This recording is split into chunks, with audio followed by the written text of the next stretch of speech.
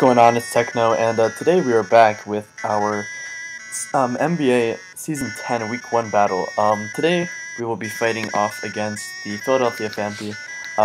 We have a team that can take on theirs decently well, but I'm still kind of intimidated because DD, he's a familiar Week 1 opponent. We played him Week 1 of our first season of the MBA where we did lose, and yeah, we want to see if we can turn it around this season now that we've kind of grown as battlers. But yeah, he's got a pretty threatening team.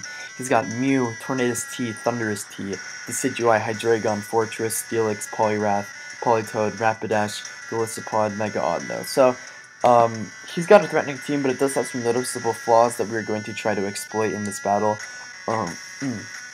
So, yeah, without further ado, let's just get into the team. So, first up, we're going to have our Circuitry, Choice Scarf, Thunderbolt, Volt Switch, Power Ice, and Grass Knot.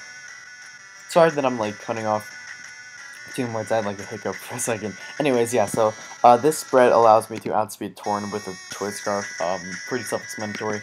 The moves I ran Hidden Power Ice because I needed just 10 Power Ice versus his team, deal with Thunderous and all that. And then Grass Knot. I kind of wanted something for the Steelix because I thought that would be his primary like response to this thing. So I decided to run Grass Knot just for overall like optimal damage. So yeah, that's why I ran this thing. It's a nice win condition versus his team.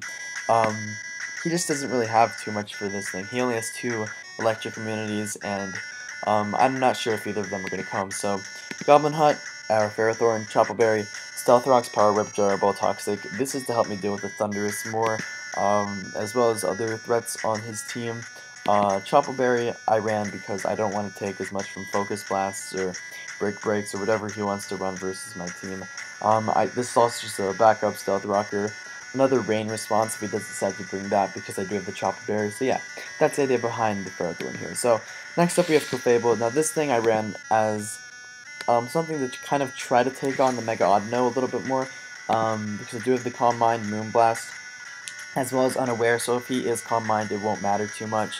I have Moonlight and Aromatherapy, so that's why I have Calm Mind on this thing. I also have the Special Defense, because that allows me to not get 2-shot by Life Orb, Thunderous T, Thunderbolt. Now, we could run Sludge Wave, however, versus my team, that's really situational, and I feel like just running Nasty Plot and Electric Move is a lot better, more effective versus my team, definitely.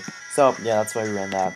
Next up we have our Cryogonal. Now Cryogonal is going to be just kind of a really good wall breaker versus his team. Because as you can see, his only real switch into my set that he has is the Rapidash, and that's very likely not going to come, and the Mega Audino probably, or the Mew. So those are like the Pokemon I have to watch out for with this thing. However, versus his team, it just kind of puts holes and dents because Life Orb helps me just 2-shot a lot of his team. So yeah, we've got our Umbreon coming up next. This is another thing, along with Ferrothorn. Sorry, I ran it because he can't, I want to get a Toxic off on the Mew and not be punished too much. And those 2 Pokemon can do that pretty well. So that's why I ran this thing. I ran Rest Talk because I didn't really need Wish on this team. Because I'd rather have Rest and Sleep Talk to help clear my own status than I would Wish and Heal Bell, because that's not guaranteed recovery that I want on this thing. So yeah, that's Umbreon on this team. And the next Pokemon we have is the Crobat. Banded Crobat just absolutely destroys his team. The only 2 Pokemon it doesn't destroy is Fortress and Steelix. And I have Heat Wave on this thing so that if it's at like low enough health, potentially from my other Pokemon, I will be able to pick it off with the Heat Wave and probably catch those things if it expects to live pretty easily. So yeah, let's just get right into this battle. So you guys can see he brings a team of Poliwrath, Politoed, Tornadus T, Audino, Decidueye, and Mew. So without further ado, Circuitry is just a really solid lead here because I pressure anything on his team since he does not have an electric immunity. So yeah, that's what we're going to lead with. As he leads off with the Tornadus, this is a great position right off the bat. I can just fire off a Volt Switch right away, and the Decidueye doesn't take very much from this thing, so I'm assuming it's just going to be the primary switch in. So yeah, the Crobat is going to fire off a Brave Bird here. I get a crit on the Mega Audino. That shouldn't matter too much because he does have the Regenerator, obviously, with his regular Audino. But my Brave Bird here is just going to continue to break through his team. He goes into the Torn here, thinking maybe he'll live, I don't know, but yeah, he just drops. Banded Bat is not something to mess around with. So yeah, I preserved my Crobat because I feel like it still has use, and this is the position I wanted this whole battle. I want to get rid of this Poliwrath, and since I have the Chopper Berry, I'll be able to bait out the Brick Break really easily, and the Brick Break comes out here, I have the Chopper Berry, and I'm like, nice, I can finally hit this thing, be able to Power Whip, but I missed the Power Whip. So that means that now I have to play around this Poliwrath so much differently. Since I don't have defense on my Clefable, I am really scared this whole time that if he's Mystic Water on the Poliwrath or something, because I can't tell from this calc, that he will just be able to destroy my Clefable right off the bat. So that's not something I wanted to have to deal with. So here, he sees I'm scared out, so that kind of puts me in a different mindset for the rest of this battle. As the Ferrothorn is going to come in. I kind of wanted to just get Iron Barb's damage off this thing as well as stall the rain.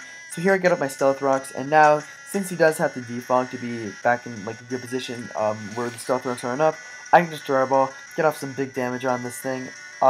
In hindsight, I probably could have Toxic to this thing, but it's whatever. I kind of have this feeling that maybe he'd Taunt or something. I don't know if it even gets Taunt. Doesn't matter. I could have Toxic, but I didn't. I felt like damage was more necessary at the time, which might have been a mistake. So here I also probably should have just gone right into my Crobat, but here he does go into the Odd Note to sponge the hit, as now I can go for the Ice Beam into the Freeze Dry to take out this Politoed. So now the Poliwrath, the big threat, is going to come back in, as I did not want it to, and here I just sack off my Crobat, because I'm still afraid that he's just going to destroy the rest of my team with this thing. The Umbreon's going to come in here, as he goes for the Brick Break and gets a critical hit. Doesn't matter too much. It does matter a little bit, but no, it doesn't really, because as you see, I just sacked this thing off the bat. So now I'm just kind of feeling like I'm absolutely screwed, because I don't think this thing can live a hit, but he goes for Poison Jab over Waterfall, and I'm pretty sure Waterfall would have done more, so I'm not sure about that, though. Moonblast's gonna come out here, and I wish I just went to this thing earlier, because if he was just gonna Poison Jab, then, like, I could have really played around that. So yeah, Zen Headbutt's gonna come out here, and, I don't know, I feel like I'm still kind of, like, pressured from the fact that I missed the Poliwrath attack, or the Ferrothorn attack. So here I go for Volt Switch, I'm Scarf, and the Crocodile's going to come out here, and here my only hope is to kind of, like, attempt to win this game with my Circuitry, and I don't really have much I can win with, because if I lock myself into Hidden Power Ice, he just gets into the Ogno, and he can take the Hidden Power Ices for days. So I have to go for Thunderbolt here, and like, hope that he doesn't have this. And Decidueye's gonna come out here. I do a lot to Decidueye, not really though, and he just roosts back up. So you guys can see that it's just kind of a GG from here. This is why I probably should have Toxic. However, I feel like if I didn't miss the Power Whip, I probably would have played this game a lot smarter, but, you know, it just happens.